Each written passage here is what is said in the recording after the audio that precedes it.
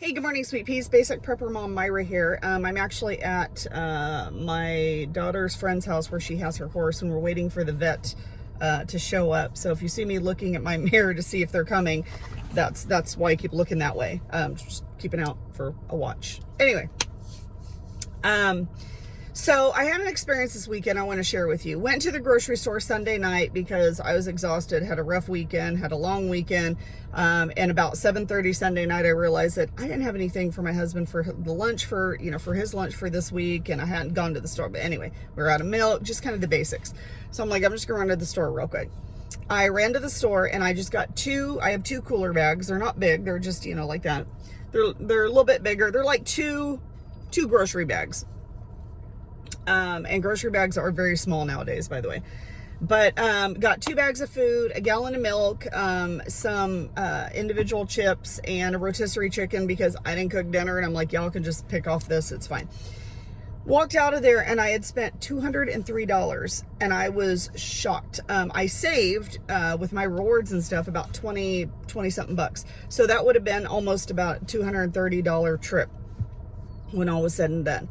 And I did not get really a lot. Everything that I get is generic or on sale.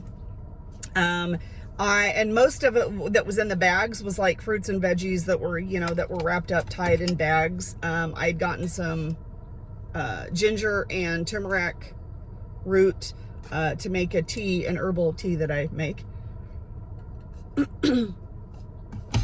But other than that, and I did get, the only meat that I got was a small package of ground beef for a recipe I did last night, and a small package of chicken breast for a recipe I'm doing tonight.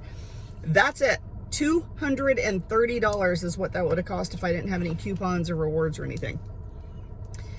And I was shocked because used to, when I would go to the grocery store and do a full-on grocery shopping for a family of 5, my mom lives on the property with us, but she does her own grocery shopping, and I'll make her a plate if we make, certain food and stuff and take it over. But when I would do a full grocery shopping for the family of 5, like full-on, fill the cart up full, I was spending about $300 to $350 depending. And I thought that was just like, oh my God, I can't believe that.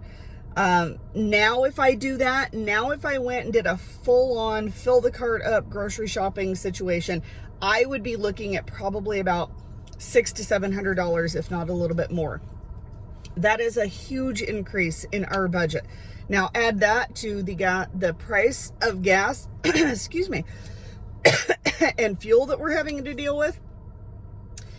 I normally don't let my car get below half a tank because then it's just a little bit easier to, bite that bullet. But I let my car run down to a little under a quarter tank. My gas light was on and I was like, oh crap. So I went to fill it up. $100 is what it cost me. Now, before all the crazy gas prices, it would cost me about $40 to $45, maybe $50 if I really ran it down to fill my vehicle up. And now we're at $100. So with everything going up so much, however, nobody's wages are going up, it puts everyone in a really bad situation. For those of us who were really just scraping by before all of this, well, now it's really a problem. There is going to be a housing bubble that is going to burst at some point, and they're talking about house values dropping like 50%, which is huge. People are going to lose their houses. They're talking about people losing jobs, their houses, their cars. It's just going to be almost like a Great Depression kind of thing.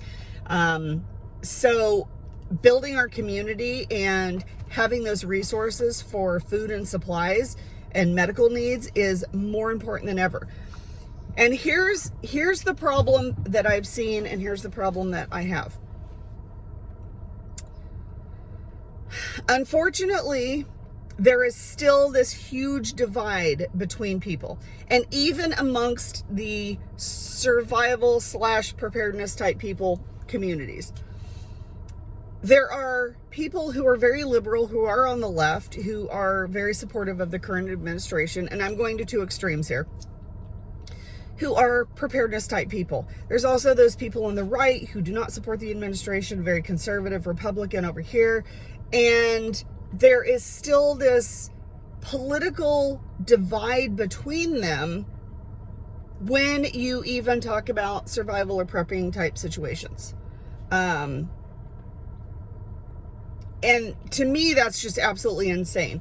You should not have, when you're talking about getting a community together and helping one another survive, political issues and values, morals, beliefs, things like that should not even be in the mix. And I know that sounds, the morals, values, beliefs kind of, people are going to go, well, I don't agree with that. Let me explain. When you are talking about your basic survival, food, water, and shelter, basic survival, if you are someone who is a lone wolf and you can do everything, you are completely self-sufficient, you don't need anyone else, you don't want anyone else, hey, that's fine. You do you. That's absolutely fine. But for the most part, most preparedness type people are not equipped to take care of every situation all the time. Therefore, that community is needed to come in to help with things that they can't. Like myself, I can't grow anything. It looks good starting out, but it'll either never bear any fruit or veggies, or it dies off, or whatever the situation. I am a horrible gardener. I can grow anything with a heartbeat, I say. Process it out. Perfect, wonderful. So for me, it's very important to have those people in my community that can grow things, that are really good gardeners, that have that green thumb, so that I don't touch anything because I will kill it immediately. So it's really important to reach out.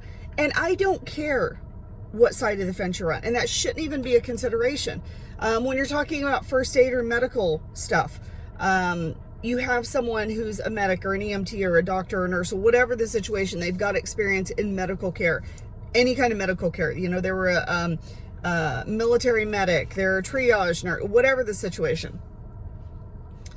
Political beliefs don't need to come involved, be in that. You don't have to have a political conversation to know that someone's in need. You don't have to be on, well, what side of the fence are you on, to know that you need to step up and help that person.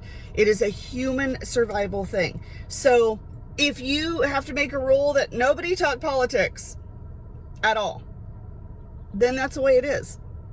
All right, I think they might be here, so I will talk to you guys later. That's my spiel for today. Hope you guys have a wonderful, amazing day. And if you have any questions or comments, reach out to me, and I will talk to you later. Make those communities. Have a great day.